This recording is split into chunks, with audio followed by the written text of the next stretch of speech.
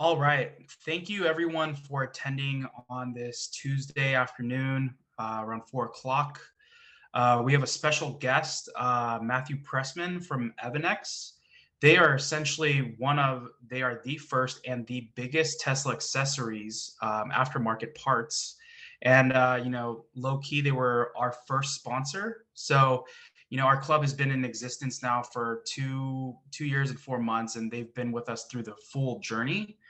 And so as we've now transitioned into this year into sponsors, they've come on board. So we're really, really excited to have Matt here. He's been a huge resource to me personally, to the club, and to the Tesla community. And so we just wanted to take time out of the day to just interview him and see how he's gotten to literally being number one. So Matt, Yeah. say hi. Hello, everybody. How you guys doing? Cool. And Matt, right for questions my way. I'm excited to answer anything you guys got. Yeah, and what part of Florida are you in? You're obviously in the South, right? We're in South Florida. Yeah, we're about a half hour north of Miami, so we're pretty close to Miami. Yeah, you should show everyone your shirt. Yeah, that's right. So this is my Cybertruck shirt. If you guys want to get one of these are on the site. So it's very Miami Vice themed for those who remember Miami Vice way back in the day.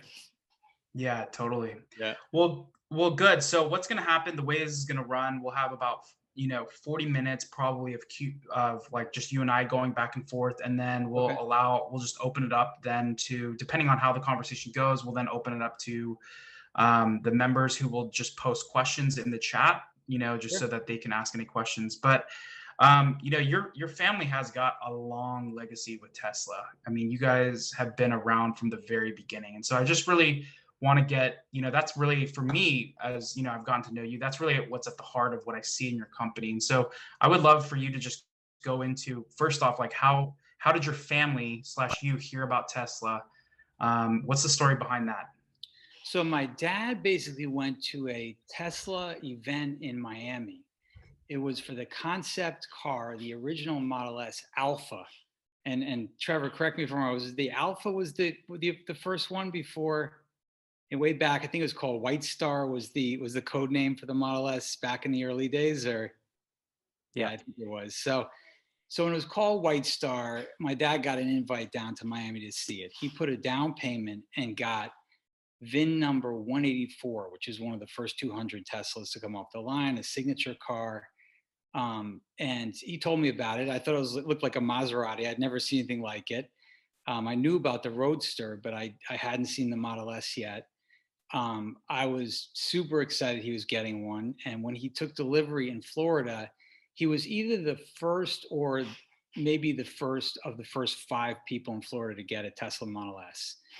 So leading up to getting delivery, people were on the forums, mostly Tesla Motors Club at the time, before Tesla Owners Online was around, exactly. And what happened was people were very up in arms over the fact that there was no center console. So for those of you that remember, the early Tesla Model S had a flat floor, which was basically to show there's no transmission tunnel. They wanted to show this sort of Spartan minimalist interior. And in doing so, you had no room to store your phone, your beverages. It was like, I mean, you could do it off of the armrest, but you could knock it over if you rested your arm there. So it was typical kind of like, Tesla's approach to interior design at the very beginning was super, super sparse. And in some ways it was very cool and it looked great, very modern, but they were missing some real important functional elements to what you needed in an interior of the car. So my dad, being an engineer, decided that he wanted to design his own center console. And he put some drawings on Tesla Motors Club. And then what happened was crazy. His thread got up to like 100,000 views in no time, became the most popular thread on TMC. It was huge. I mean, for those of you that remember, I don't know who here was following Tesla way back in the day, but it was the biggest thread on Tesla Motors Club. And he came to me and said, look, people want this center console and I can design it. I'm designing it for my own car, but what do you think about maybe doing a few of these for Tesla Motors Club members just for the forum was originally the plan. It wasn't for the entire community, just a few for the forum, because people were instant messaging, DMing him, whatever, and saying, listen, we'll buy this from you, you know. And so next thing you know, I put a splash page on the web and just said, you know, sign up to get on a wait list for the center console, just like Tesla would, you know. Here's the drawings of it, you know, here's the design renderings. And before you know it, we had like hundreds of people interested in the center console. And it went from literally a project that he was building in his garage. Like this company started in a garage. And then, you know, we Like so many. yeah, we released the console. We put it for sale in 2012, and before you know it, like we had a business. I mean, it was amazing the response we got and how excited people were about it. And you know, we said, "Whoa, this is really interesting. This is this tiny niche company. Everybody thinks it's going to go out of business." You know, it was a hugely risky thing for my family to really, you know, just go out there and start a business on this brand new company, Tesla, when the media was just saying this thing was going to go under at any minute. And you know, we only had one product, this console, but we forged ahead and we started the company with this center console and the Model S, and then we expanded it from there. So it's a pretty cool beginning. You know, the genesis of the company is really out of a garage. Yeah, no, I mean, I know that can relate to a lot of the companies that start here, right? I mean, Bezos just stepped down. That guy started it out of a garage too. But what is, you know, what's kind of the DNA behind the name EVANNEX? Where did you come up with that? How did that come to be?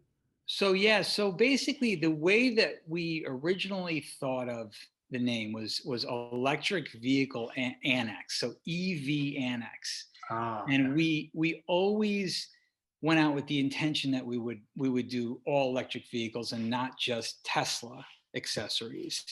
The problem was that there were just compliance cars out there, and to this day there really aren't many volume electric cars. So there's not a big enough an audience to sell into from an accessories and aftermarket parts standpoint to really justify carrying other electric vehicle parts on our site at this juncture. But eventually we will have more than just Teslas. So EVANNEX was the idea that we wanted our company to be, you know, the electric vehicle annex, you know, that you go to for three different things, really. We didn't just think of this as a products company. We didn't want to just sell parts and accessories. We wanted to do, if you think about it like a triangle, right? We have products at the top, then you have news, and then education. So those are the three components of our site and of our mission, is really to deliver aftermarket parts and accessories to make your car better, also to deliver daily news about Tesla, because we're just huge Tesla fanboys, and I'm a big Tesla stockholder, and I own two Teslas, and my whole family owns Teslas. And then also education. And you guys know this at Tesla Club Silicon Valley, that new owners really want to learn about the car. So we really work hard to try to educate people about electric vehicle ownership, about Tesla ownership. And our company was the very first to put out a book about Tesla, which was called Owning Model S by Nick Howe. That was the first Tesla book ever published. And then also we did a book called Getting Ready for Model 3 that was actually an Amazon bestseller in automotive when it was released.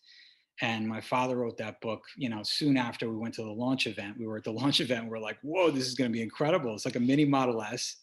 You know, there's going to be a lot of people reserving this car. We should do a book because people are not going to know exactly how to transition from a gasoline, you know, an internal combustion engine car to an electric car.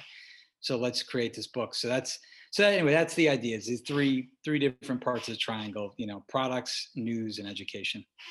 Yeah, well, I feel like that's like the perfect trifecta, right? I mean, you literally, I Oh, think, there's the book. look, Trevor's got it. Trev, yeah, Trev's got the book. But yeah, I think you know, you provide the full customer journey, right? You're providing relevant blog posts about things that are coming out, kind of the life of Tesla, what's going on, and then also too just resources, right? And so that's just one of the things I really have stood out about your company and why I'm just proud to just even be talking with you right now.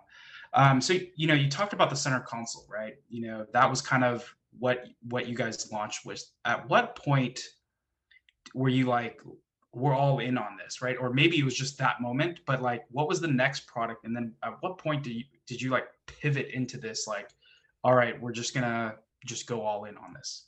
Yeah, so originally the company really grew out of Tesla Motors Club forums. So we were big contributors on that forum. The most read thread in the entire forum was my father's thread about the center console. I was also big into Tesla. So I was early in Tesla stock, and it was I bought it when I was about 36, and was heavily in it. I just thought this company was going to take off.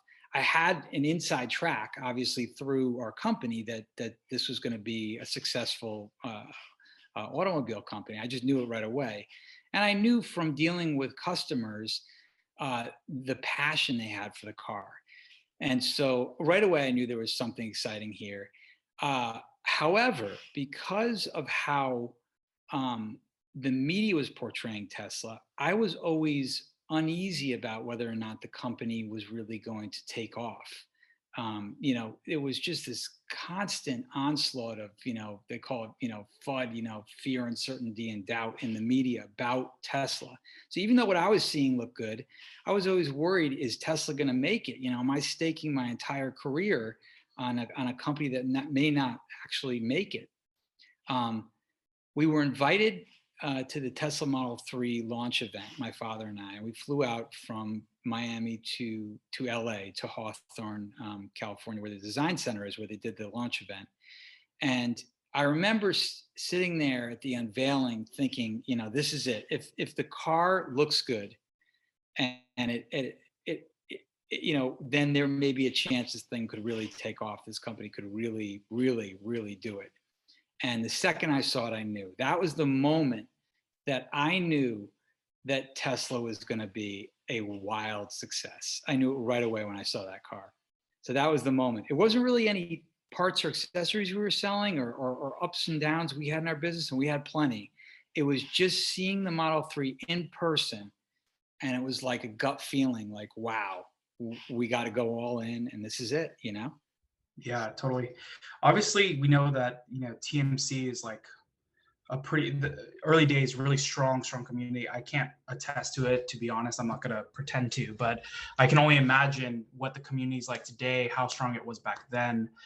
How was the community as you were launching this? Like, what was it about the community that just drew you to it, where you again went from making a center console to being like, well, now I want to do news, and now I want to do just information, and provide the owners with like the right information. Well, one of the things I recognized early on through that particular forum community, and I also was active in the Tesla forum itself, was that people really wanted to learn about charging. They wanted to learn about electric vehicle ownership, about road trips, about all these different things that are unusual and different about being an electric car owner versus a gasoline car owner. And there was a need for education. And so, we knew that would be a big component to our site. But what really struck me as a stockholder and as a Model S owner was that there was just this dearth in the media about how impressive Tesla's future was going to be. And so I decided early on that I wanted to cover Tesla on a daily basis through our blog. And at that time, there was very little news out there about Tesla. I, in fact, found Tesla. Gene can attest to this. I found Teslarati when he was just on Twitter before even the site started. And I read InsideEVs and CleanTechnica, and I was I had known the editor in chief of both of those online news sources, and liked that they were doing positive Tesla news stories. But I felt like I could bring something different to the mix. And so at that time, I was writing stories almost every day. My father was doing this thing called EVU, which is Electric Vehicle University. It's still on our site. You can go there and just learn about electric cars and electric car ownership. And, we started working with Nick Howe on this book, Owning Model S. And then eventually my father wrote Getting Ready for Model 3. So we just felt like, we should be more to this community than just selling products. We want to be a place where you can come to learn more about being a Tesla owner, and and really get involved in a deeper way. And so that, I think, is something that really made us stand apart from some of the other players that have come up around us, is that our care and the time we put into our site and what we do, it goes beyond just selling like floor mats, let's say. It really goes into the whole range of ownership, sort of like the lifestyle, the experience of it. And we hope that that shines through in what we do, and who we're involved with in the community, and people like Trevor, who were Trevor's, very first sponsor, or your first sponsor. We were involved with Teslarati at the beginning. We were involved with CleanTechnica and InsideEVs very early on. And so we've gotten behind and tried to support people in the community that we really like. Eli from My Tesla Adventure, and Anwar Beck with the Tesla Geek Show, Kim from Like Tesla, Ben. I mean, everybody in the YouTube community, from Bjorn to, we were in his early days in Norway, we were sending him stuff to, to some of the newer folks as well. But we really just, we try to be involved and engaged with everyone we can in the Tesla community. And that's something that we think is really important. Yeah, I remember just technically, I guess it was a year and 3 or 4 months ago when you, the Owners Club had, the global event down in LA area, and you just showered us with all gifts. So, I definitely can attest to that, even before, well, obviously just based on your generosity in general, but that was just a huge testament to that. And as we know, like the vehicles have changed a lot, right? Especially now we're preparing for Cybertruck. Right. We went from the Roadster to the S, X, 3, Y, and now we're getting ready for, the Cybertruck, the Semi. How has EVANNEX evolved from vehicle to vehicle, and how are you even preparing for the Cybertruck? I don't know, maybe you can share some things that you guys are preparing for that, if anything.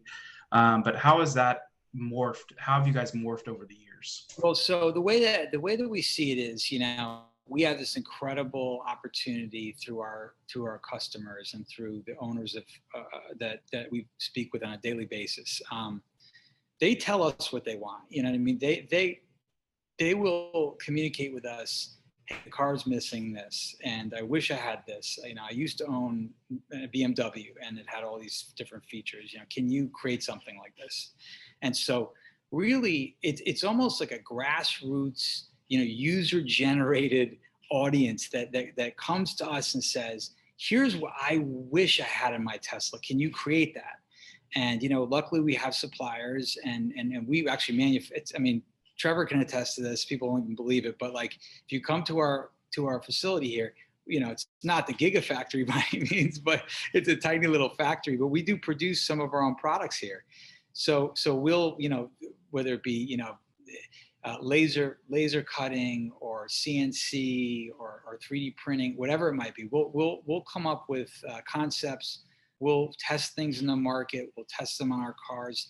And we start to sell things and create different amenities, features, add-ons for our Tesla. And very often those things wind up in Tesla vehicles. The console itself, the center console, we sent early on to Tesla, and they actually developed their pressure fit console very closely, almost too closely related to how we did it. And little things like kangaroo pockets in the back of the front seats. We had a product for that. We had a USB ports in the back seats, a little, hookup that created USB ports in the back seats. We did that. We did coat hooks in the car. I mean, for some of the newer owners, they're not even believe that this didn't used to be in the S and the X. And so many products that we created eventually made their way into the car. Even the trunk lift, that's now in, standard in the Tesla Model 3. Although we have a front lift, a pneumatic strut that's in the front trunk, obviously that comes up, that they haven't done yet. But we just sort of try to stay ahead of them and create things that we know our customers really want in the car. And very often Tesla, and we have a lot of Tesla staff that buys products from us. And, eventually I think it makes its way through the company, and someone, at Tesla says, we got to make this ourselves, or we got to make this an OEM product that's standard with the car, or at least an accessory. And we look at that as a compliment, and we're very flattered that that's happened. And we encourage that, I mean, we're okay with it. Like if Tesla wants to, see an idea that we come up with, and a successful aftermarket part or accessory, and make it an OEM solution, then we think we're in our own little way making the car a little better for future owners. So we think it's pretty cool.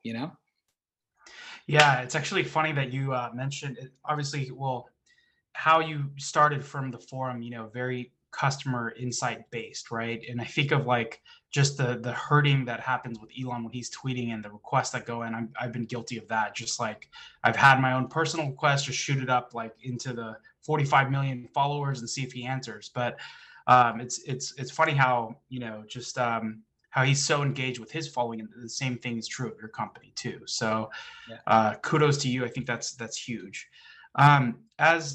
As the ecosystem has kind of changed, right? So, as you kind of launched the center console, now we have like 4 to 20 other accessory companies out there. How do you continue to differentiate yourself? How do you stay ahead of the curve? And I know you guys have done an amazing job with that as more competition has come, and this is not in the EV space, is more of like in the accessory space. Yeah. But how do you continue to differentiate yourself? Yeah, well, I think it comes back to that triangle, right? So if you think about it, in each of these areas, whether it be aftermarket parts and accessories, news, or education, we have to always be innovating and always be ahead of the curve.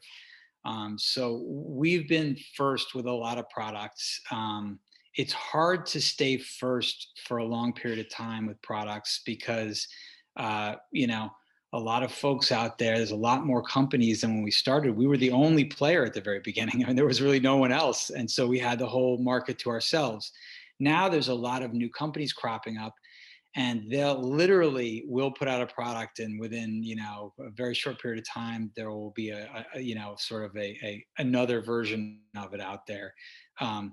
And that's okay. Again, I think it's good that the market's growing, and I encourage it, and I think it's wonderful. I mean, and for us it's really about trying to be first as much as we can, trying to put out great news and content, trying to put out really good content revolving around education. We believe, though, in a few things that are a little bit unique, and that is that we would prefer to do it right than to do it first. And this is something that I think a lot of our customers really like about us. So, in some cases, we'll wait, months before we launch a product because we just don't feel like it's right until we've tested it and gotten it, dialed in, let's say.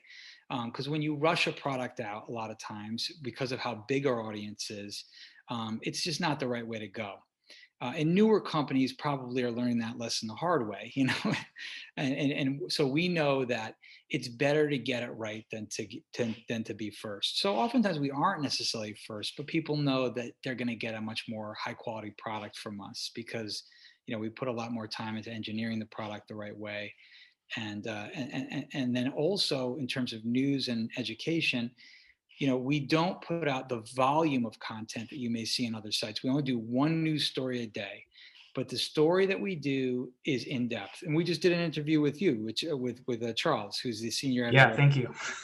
Yeah, it's coming out, so you guys should check it out. It's going to be on our blog in the next week or so, and and you'll see it's a deep dive. It's a longer story. It's really trying to get into understanding on a much deeper level, like what the Tesla community should know about John, for instance, and we've done that with Trevor. We've had events with Trevor, even not just news stories surrounding what he's done, which is amazing. But we profile a lot of really interesting people in the Tesla community that I don't see elsewhere on other news sites. And so I just feel like we have to take our best shot at our place in the community, which I think is unique, and bring that forward, whether it be with great products, great news, or just really interesting and innovative educational content about electric cars. Yeah, totally. And I think one of the things, you obviously mentioned too that you're a big Tesla investor, Yeah. and being an accessory company, you get insights into like how much volume, how many cars are being sold, partially based on how many accessories you're selling. And so, talk to us a little bit about that. You shared that over kind of our discussion about 2 weeks ago. But what type of insights do you typically get? Is it seasonal? Is it literally at the end of the quarter? Is it at the beginning of the quarter, the middle of the quarter? What is kind of your ebbs and flows as a business? We have a very interesting look at what's happening with Tesla. We can kind of see what's going on with the company before investors can, to some degree. So if you think about it this way, most people buy accessories and parts for their car either right before they take delivery, when they take delivery, or right after they take delivery.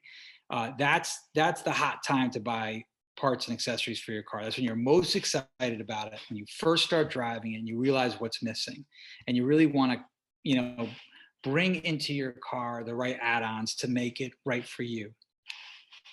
So what's interesting is we can tell how deliveries are going pretty closely with how our orders are coming in. So we'll see a lot of times big spikes at the end of a quarter where, it'll be like, all of a sudden at the end, like at the end of the fourth quarter this year, we saw a huge amount of Model Y orders, and we just knew right away, like, okay, they're going to have a good quarter. You know what I mean? Like, I wouldn't sell the stock right now. And so and then there are times where it goes very quiet, and some of that isn't necessarily that Tesla's not doing great. It's just that Tesla may be funneling their deliveries out to Europe. So, we may see a very quiet period, and then all of a sudden we start getting tons of orders from Europe, and we're like, interesting. So they must be shipping most of their cars to Europe at this point, as opposed to the US.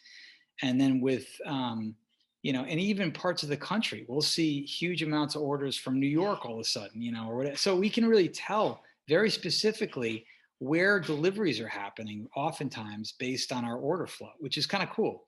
So, but at the end of the day, I own a lot of Tesla stock, and I haven't sold. So that's just telling you what you need to know. Like, this is not a stock I'm going to sell. I'm going to close my eyes and open them in 10 years, and we'll see where it is, and that's fine by me. So yeah, I'm with you there. So obviously you're an accessory company. So what are like the 3 best accessories that you have right now, or that you're either best sellers or that you're just excited about? yeah, well, I think, one of the things that's been very, very successful for us over the years has been floor mats. So we were the first to sell floor mats out of everybody, believe it or not. We were the very first ones. We sold, we sell 2 different kinds of carpeted floor mats. One called Luxe, which is super, super luxury premium. It's like like a half-inch thick carpet. Essentially, it's very expensive, but it's really beautiful. It's like. And then we sell another carpet floor mat that's a little less expensive, but also very nice, called Ultimats. And we sell an all-weather mat that is, we think, very unique and really great. And we've tested a lot of different all-weather mats. These are rubber all-weather mats that are perfectly custom cut for the car. And these have done very well for us as well. So our floor mats have always been very, very successful. Interestingly, Tesla stopped delivering cars with floor mats recently. I don't know if you guys are aware of that, but some of the newer cars don't come with floor mats. And so all of a sudden we saw this massive increase in floor mat sales. We've always done very well with floor mats. We're like, what's going on here? And it's because people were not getting floor mats with their cars. So we get a huge amount of floor mat sales. We've done very well with floor mats. Car covers have also been very big sellers for us.